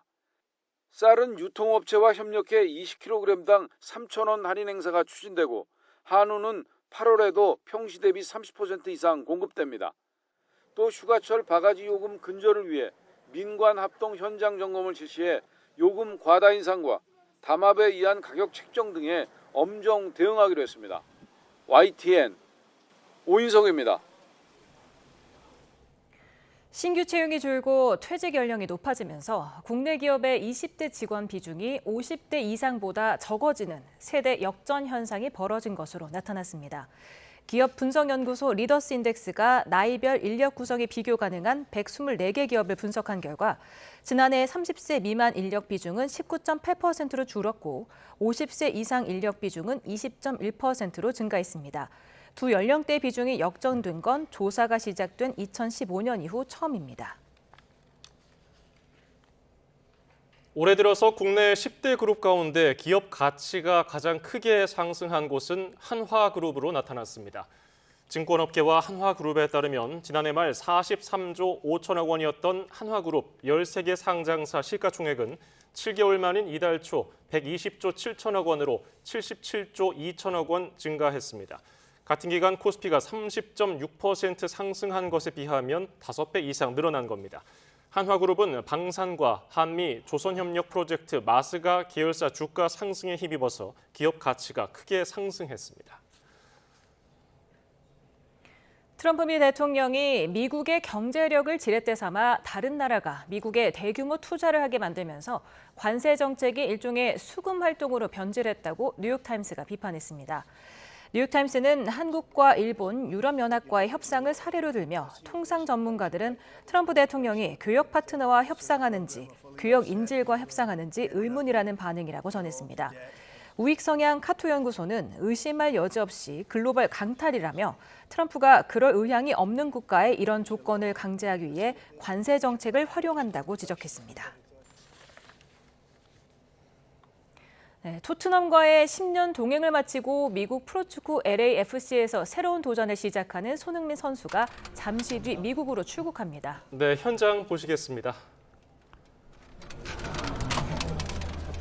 네, 손흥민 선수 미국 프로축구 로스앤젤레스 FC 입단을 확정짓기 위해서 잠시 뒤에 출국을 하는데요. 지금 인천공항에서 팬들에게 사인을 해주는 모습입니다. 예. 우리 시간으로 내일 오전 LA에 도착합니다. LA에 도착하는 대로 LAFC와 계약 작업을 마무리하고 메디컬 테스트를 받을 예정인데요. 메디컬 테스트까지 완료를 하면은 곧 계약 공식 발표가 나올 것으로 보입니다. 네, 손흥민 선수 이미 입단 합의를 마쳤고 사인과 공식 발표만 남겨놓은 것으로 보입니다. 잉글랜드 프로축구 토트넘과 10년 동행을 마친 손흥민 선수, 이적료 약 2천만 파운드, 우리 돈으로 368억 원에 미국 프로축구 메이저리그 사커 로스앤젤레스 FC로 향한다는 보도가 나왔습니다. 예, 손흥민 선수 팬들에게 사인도 해주고요. 팬 서비스를 해준 다음에 이제 곧 비행기를 타러 이동을 하게 됩니다. 네, 환하게 미소를 지으면서 지금 출국장으로 들어가는 모습을 보셨습니다. 네. 지난 2일에 기자회견을 통해서 토트넘과의 결별을 발표한 손흥민 선수, 지난 3일에 서울 월드컵 경기장에서 뉴캐슬을 상대로 성대한 토트넘 고별전을 치르기도 했습니다. 네, 아주 더운 날씨인데도 팬들에게 사인을 해주고 또 동영상 촬영에도 응하는 등 다양한 팬 서비스를 해주고요. 손흥민 선수 곧 비행기에 오르게 됩니다. 앞서서 토트넘 구단은 뉴캐슬과 친선 경기를 마치고 전세기를 타고 런던으로 떠났는데요. 손흥민 선수는 우리나라에 남았습니다. 그리고 이적 절차를 받기 위해서 며칠 있다가 오늘 이제 공항으로 이동했고요. 곧 LA로 떠나게 됩니다. 네, 앞서서 사실 인천국제공항에는 꽤 오래 전에 도착을 했는데요. 팬들에게 일일이 다 사인을 하느라고 한 30분 이상 시간이 걸린 것 같죠? 예, 그렇습니다. 손흥민 선수 명성답게 팬들에게 아주 다정하게 팬 서비스를 길게 해주고 이제 곧 비행기에 오르게 됩니다. 저희가 관련된 소식은 이어지는 뉴스에서 자세히 전해드리겠습니다. 네, 다음 소식입니다. 우리나라 디지털 정밀 지도 반출을 요청한 구글이 보안 우려를 해소하기 위해 가림 처리된 국내 위성 사진 구매를 검토하겠다고 밝혔습니다. 하지만 지도 해외 반출은 불가피하다는 입장인데 한미 정상회담을 앞두고 압박 수위를 높이고 있습니다. 이승은 기자입니다. 구글은 2010년에 이어 2016년에도 우리 정부의 정밀 지도를 해외 데이터 센터로 이전할 수 있게 해달라고 요청했습니다. 정부는 남북 대치 상황에서 안보 위협을 가중시킬 우려가 있어 지도에 함께 서비스하는 위성 영상을 흐리게 혹은 저해상도로 처리할 것을 요구했지만 구글은 거부했습니다. 안보 우려 해소를 위한 보안 방안을 제시하였으나 구글 측에서 이를 수용하지 않음에 따라 지도 반출을 불허하는 것으로 결정하였습니다. 지난 2월 구글은 다시 지도 반출을 요청했습니다. 정부는 구글이 지도에서 보안 시설을 가리거나 저해상도 처리하고 좌표를 삭제할 것과 보안 시설 노출 시 바로 시정할 수 있도록 국내에 서버를 둘 것을 원하고 있습니다. 구글은 오늘 게시물을 통해 공식 입장을 발표했습니다. 요청한 1대 5천 지도는 1대 1000과 같은 고정밀 지도가 아니라 국토지리정보원에서 민감한 정보를 제거한 뒤 다른 업체들에 제공한 것과 같은 국가기본도라고 설명했습니다. 그러면서 보안 우려를 감안해 가림 처리된 국내 위성사진 구매를 검토하겠다고 밝혔습니다.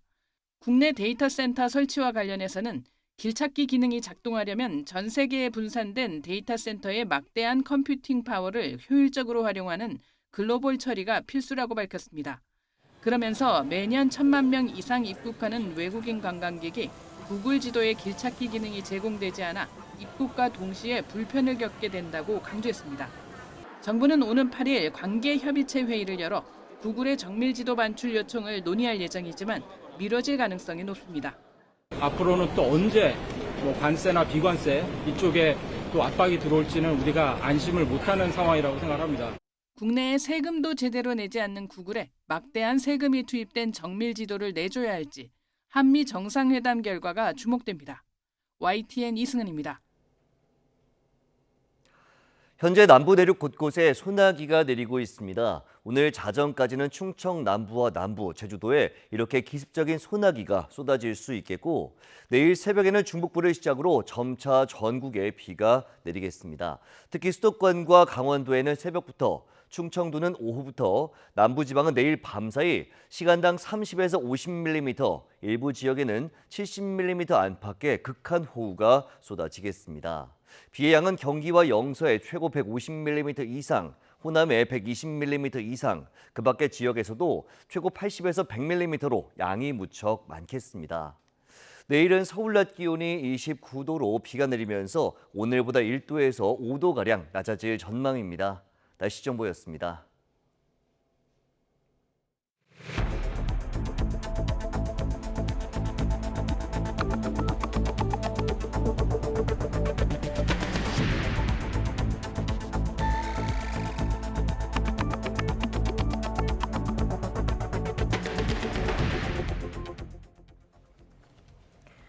민중기 특검팀이 내일 오전 10시 김건희 여사를 피의자 신분으로 불러 조사합니다. 특검은 별도 티타임 없이 김 여사가 도착하는 즉시 조사에 돌입합니다. 황보연 기자입니다.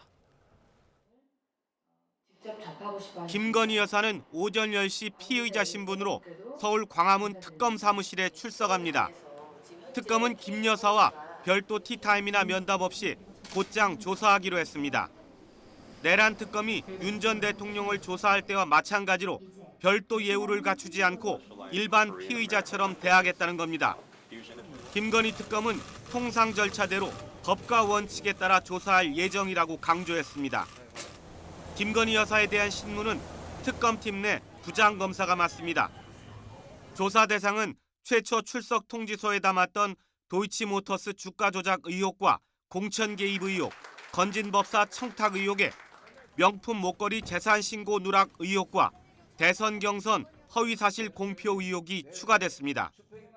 김건희 여사 소환을 앞두고 특검은 구속된 통일교 전 본부장과 집사 게이트 관련 인물들을 잇따라 불러 조사했습니다. 또 공천 개입 의혹과 관련해서는 명태균 씨가 실질적으로 운영했던 것으로 알려진 여론조사 업체 대표도 소환했습니다. 특검은 지금까지 조사한 내용을 토대로 김 여사를 강하게 추궁할 것으로 예상되는데 일단 1차 조사는 밤 늦게 마칠 것으로 보입니다. YTN 황보연입니다. 여러 논란으로 수사 선상에 올랐던 김건희 여사는 지금까지 한 번도 공개 소환 조사를 받거나 포토라인에 서지 않았습니다. 처음으로 포토라인에 서게 되는데 김 여사가 관련 의혹과 관련해서 입장을 밝힐지 관심입니다. 이만수 기자입니다. 지난해 7월 서울중앙지검은 명품 가방 사건과 도이치 주가 조작 의혹에 연루된 김건희 여사와 12시간 동안 대면 조사를 진행했습니다. 그런데 검찰 청사가 아닌 대통령 경호처 건물에서 출장 조사를 벌였습니다.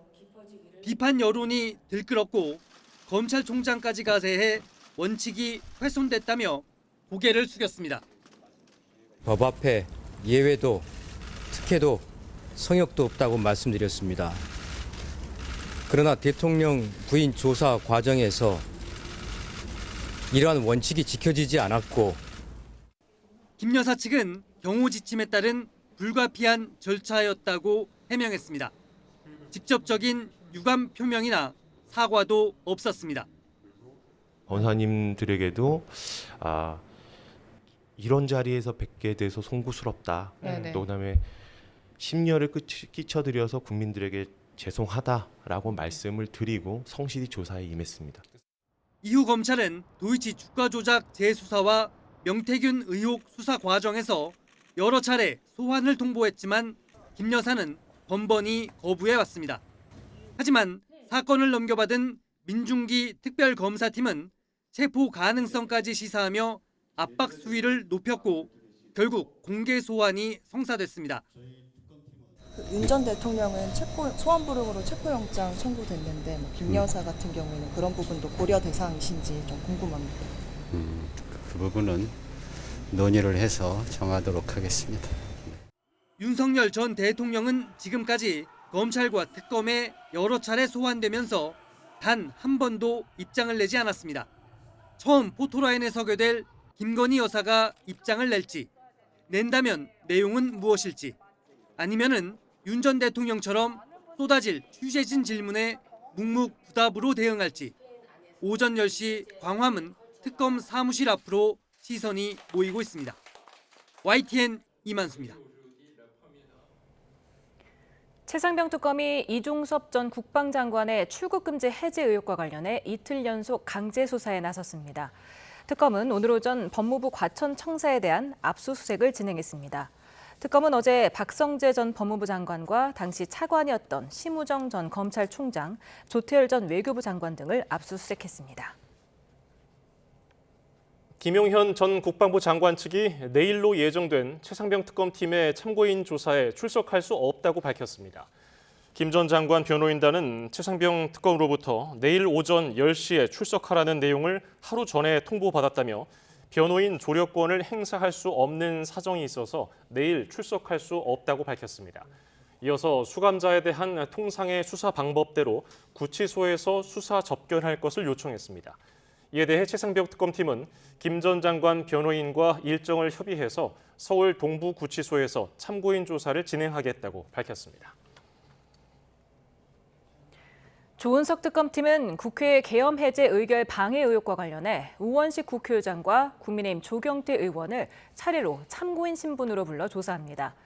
박지영 특검보는 우 의장이 이번 주 목요일 오전 10시 특검 사무실에 출석해 조사에 협조하기로 했다며 우 의장이 피해자인 부분을 다 같이 조사할 거라고 설명했습니다.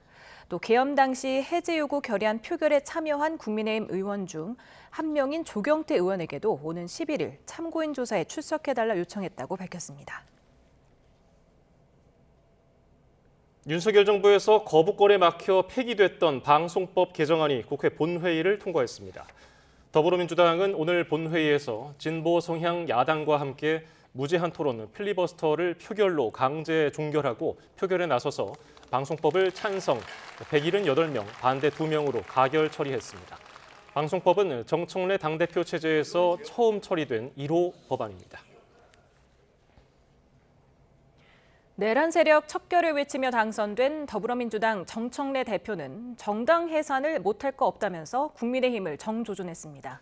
진보 성향 야 사당과 잇따라 만났는데 제1야당은 뺐습니다. 조은지 기자입니다. 집권 여당의 간판으로 뽑힌 지 나흘째 민주당 정청래 대표는 김민석 국무총리와 만나 당정대 원팀을 부각했습니다. 이심정심으로 이재명 대통령의 국정 철학을 헤아려서 잘하겠습니다. 이정김 동심이죠. 국민주권 정부의 동력이 민주당이라고 생각합니다. 17대 국회 입성 동기 우원식 의장 접견에선 시대 정신은 이재명 정부 성공과 내란 종식이라며 민생개혁 법안을 위해 도와달라고 손짓했습니다. 비상계엄을 해제할 때의 그런 결연한 심정으로 앞으로 결단을 많이 해주셨으면 좋겠다. 정청래 대표는 아침 강성 지지층이 듣는 김어준 씨 유튜브에선 국민의힘 정당 해산을 진짜 추진하냐는 말에 이렇게 대답했습니다. 통합진보당 해산 사례로 비춰보면 국민의힘은 10번, 100번 정당 해산감이다. 또 내란 세력과는 현 시점 대화할 수 없다고도 거듭 못 박았습니다. 대국민 사과, 진솔한 석고대죄 이런 것은 기본으로 있어야 악수도 사람하고 악수하는 거지. 실제 국민의힘과는 악수하지 않았습니다. 조국혁신당과 진보당 등 범여권 성향 야사당과 잇따라 만나 공동 운명체다 동지다 살갑게 교감하면서도 제1야당은 외면한 겁니다. 국민의힘은 집권여당 당대표는 소인배다운 행동이 아닌 대인처럼 행동하라며 오만에 찬 행위가 이재명 정권 운영에도 도움되지 않을 거라고 경고했습니다. 정청래 대표는 의원들을 징계하는 국회 윤리특별위원회 구성도 여야 동수 합의를 깨고 민주당 우위로 다시 짜겠다는 뜻을 밝혀 또 한 번의 파열음을 예고했습니다. YTN 조은지입니다. 지난달 여가부 장관 후보자에서 물러난 더불어민주당 강선우 의원이 사퇴 13일 만에 공개석상에 나왔습니다. 강 의원은 오늘 국회 본회의장에 출석해 방송법 관련 무제한 토론을 종결하는 투표와 이어진 방송법 표결에 모두 참석했습니다. 밝은 표정으로 동료 의원들과 악수하고 껴안는 모습이 포착됐습니다.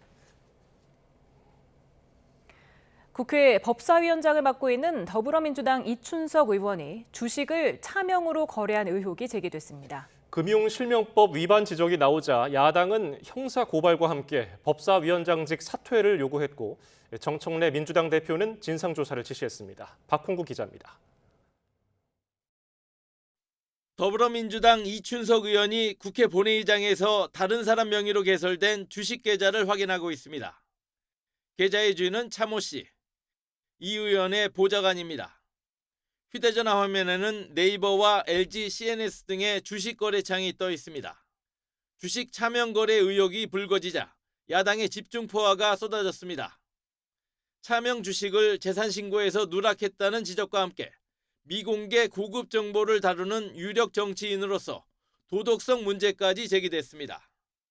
국민의힘 송원석 비대위원장은 차명 주식 거래는 명백한 법령 위반이라며 이 위원장을 국회 윤리위에 제소하고 금융실명법 등 실정법 위반으로 형사 고발한다고 밝혔습니다.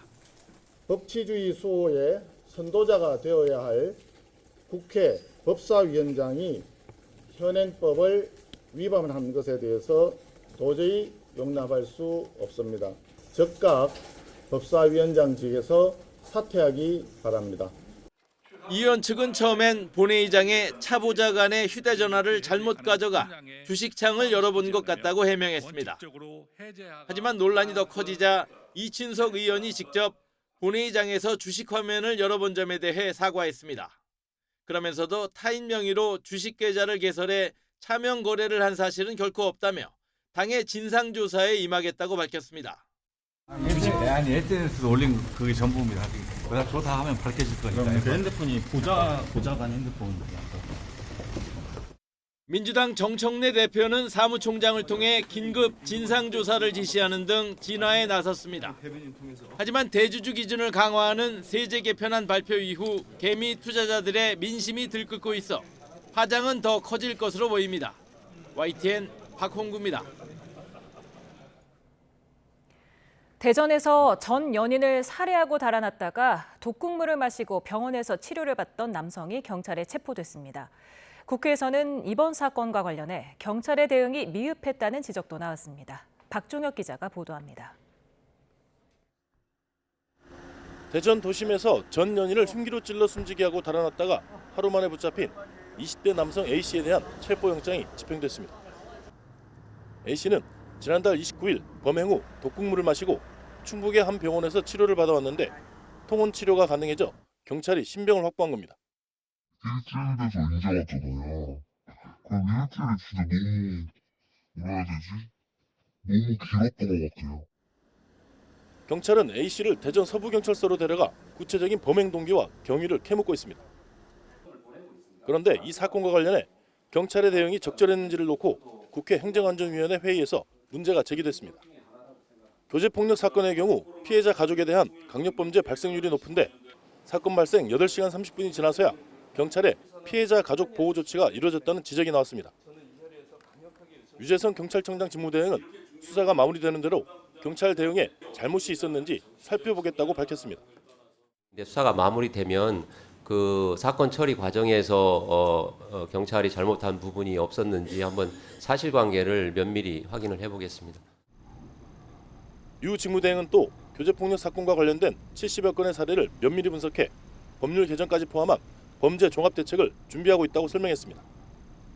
YTN 박종혁입니다. 50대 남성이 하루에 2건의 살인을 저지른 뒤 스스로 목숨을 끊은 사건이 발생했습니다.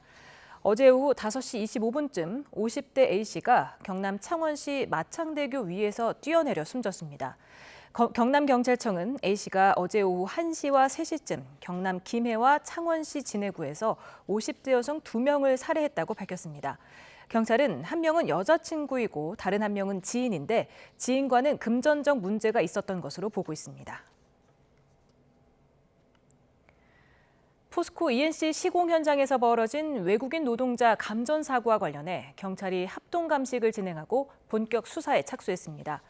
사고 원인 규명을 위해 양수기와 분전함 등 공사 관련 장비를 집중적으로 살펴봤는데 일부를 국과수에 보내 감정을 의뢰한 것으로 확인됐습니다. 앞서 포스코 ENC가 시공한 공사 현장에서 올해에만 노동자가 숨지는 사고가 4차례 발생해 논란이 됐습니다. 이처럼 포스코 ENC 공사 현장에서 또다시 사고가 발생한 데 대해 대통령실은 이재명 대통령 휴가가 끝나고 대응이 있을 거라고 밝혔습니다. 고용노동부도 반복된 사고에 강력한 유감을 나타내고 안전조치를 제대로 했는지 검증하겠다며 엄중 대응을 예고했습니다. 김대근 기자입니다. 지난달 28일 포스코 ENC가 시공한 경남 함양 울산 고속도로 공사 현장에서 60대 노동자가 천공기에 끼어 숨졌습니다. 올해 들어서만 4번째 포스코 ENC 공사 현장에서 사망 사고가 잇따르자 이재명 대통령은 강하게 질책하며 대책 마련을 촉구했습니다. 이게 있을 수 있는 일입니까?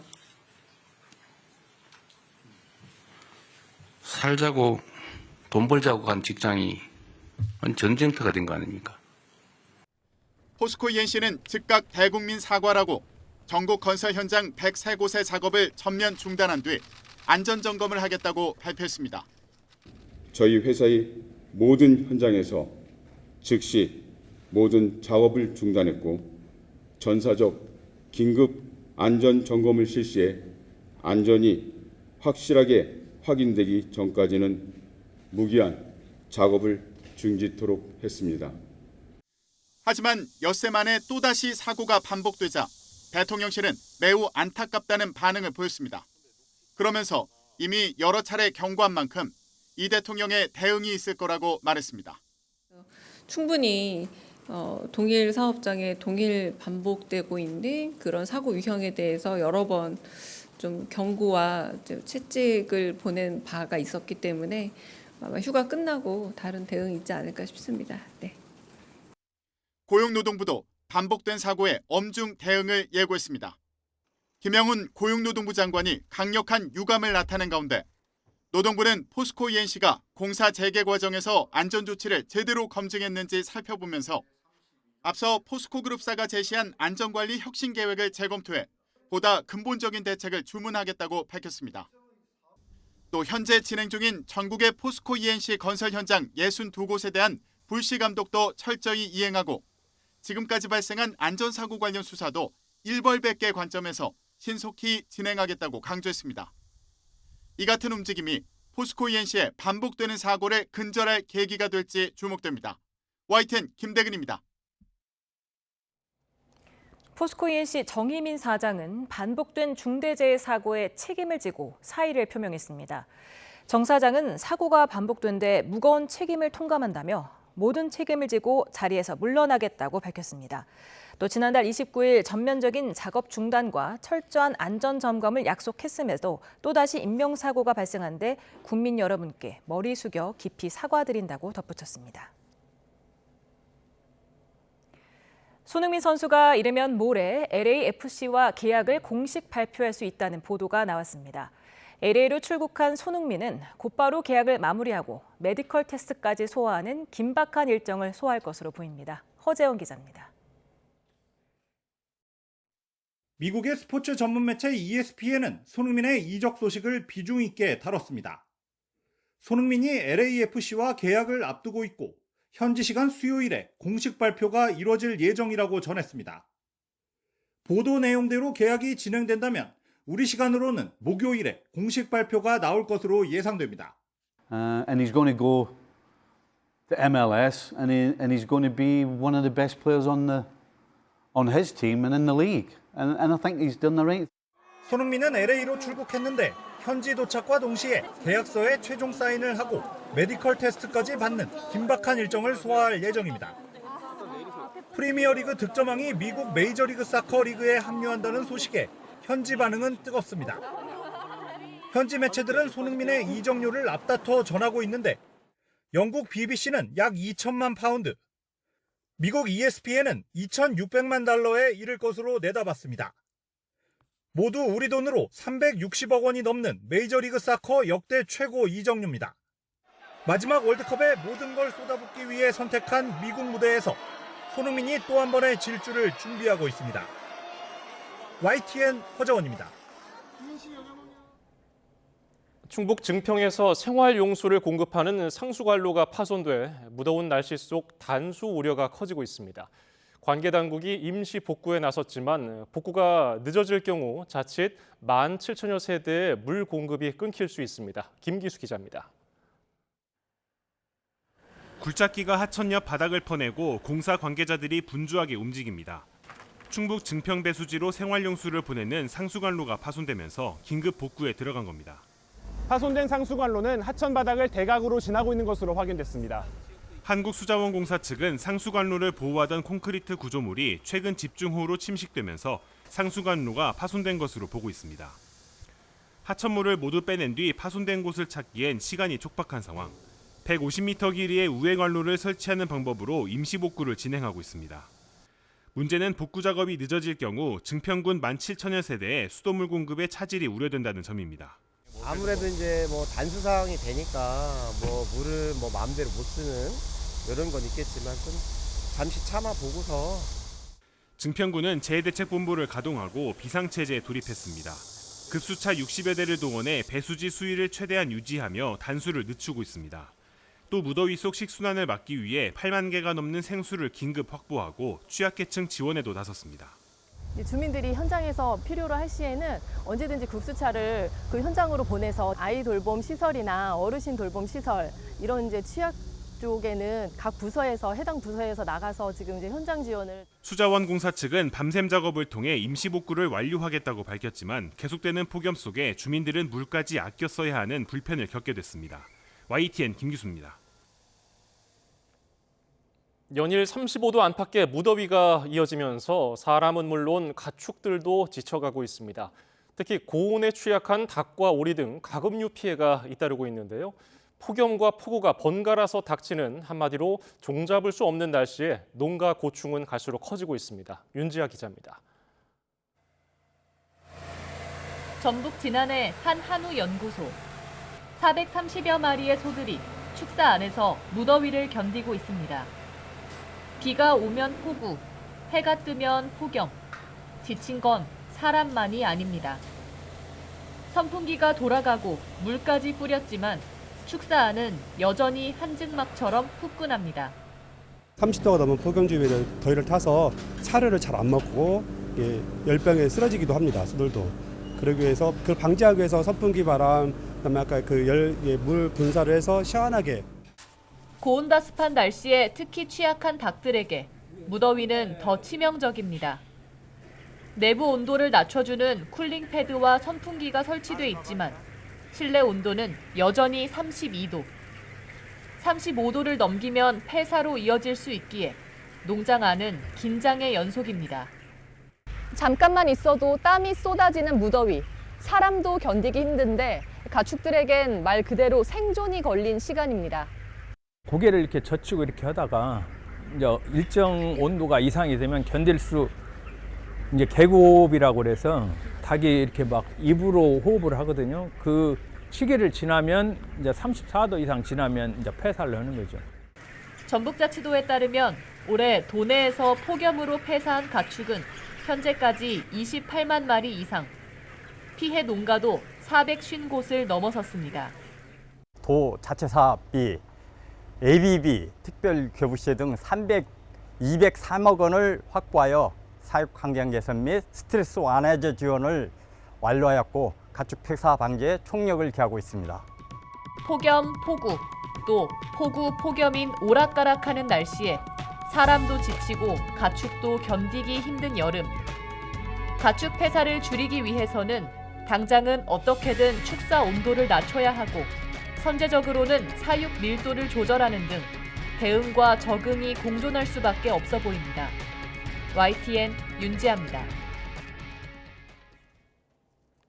글로벌 투자 은행들이 최근 우리 정부의 세제 개편안에 대해 잇따라 부정적인 의견을 내놨습니다.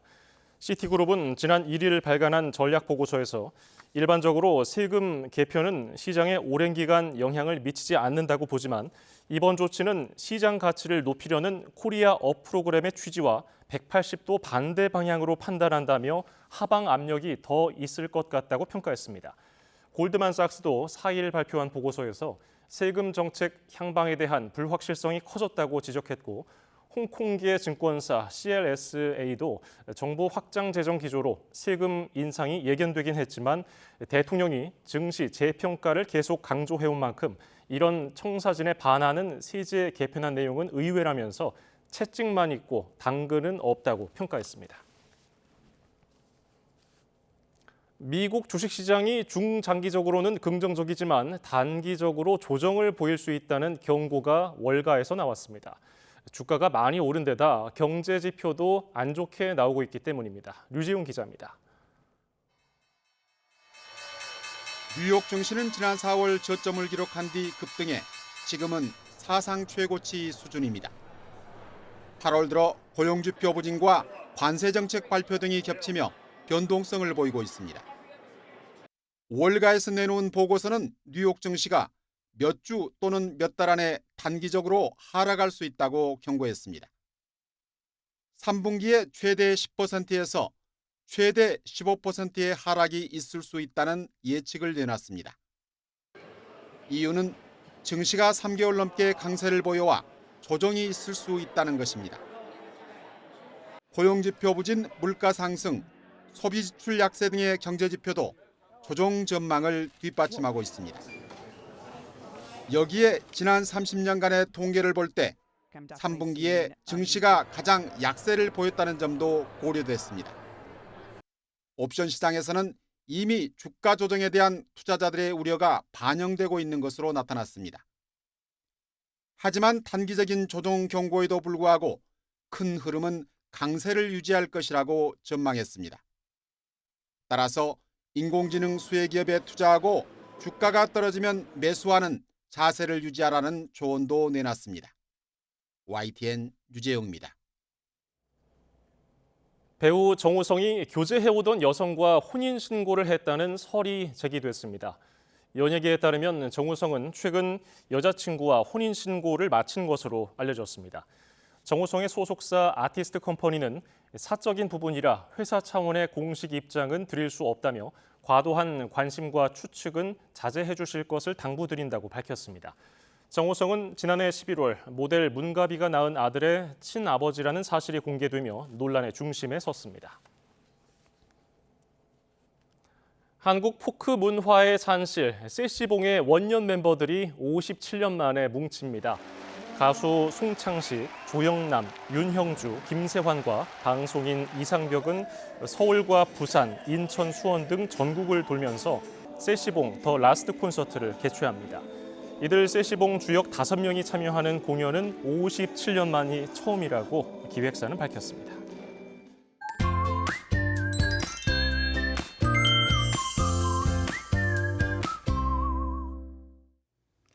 오늘 전국에서 무더위가 기승을 부렸습니다. 네, 더위 속에 소나기가 내린 곳도 있었지만 하늘엔 대체로 구름만 지났는데요.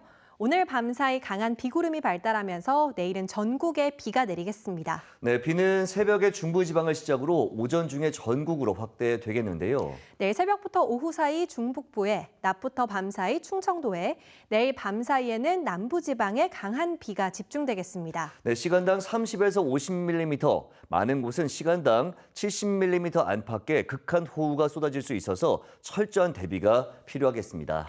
비의 양도 많습니다. 모레까지 경기도와 영서에 최고 150mm 이상, 호남 많은 곳에 120 이상, 그 밖에 중서부와 경남에 최고 100mm가 넘는 폭우가 예상됩니다.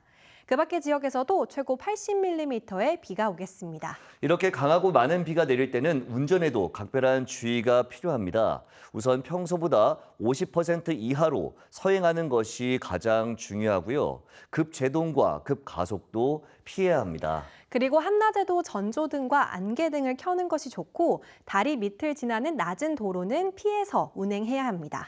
또 강한 비로 인해 시야 확보가 어렵다면 안전한 곳에 잠시 정차를 하고 이때는 반드시 비상등을 켜야 합니다.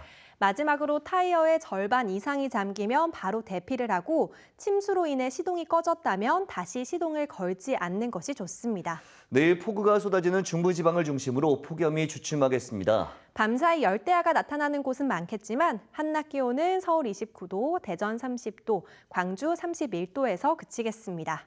지금까지 날씨 캔버스의 이혜민, 김수현이었습니다. 오늘 뉴스 플러스는 여기까지입니다. 시청해주신 여러분 고맙습니다.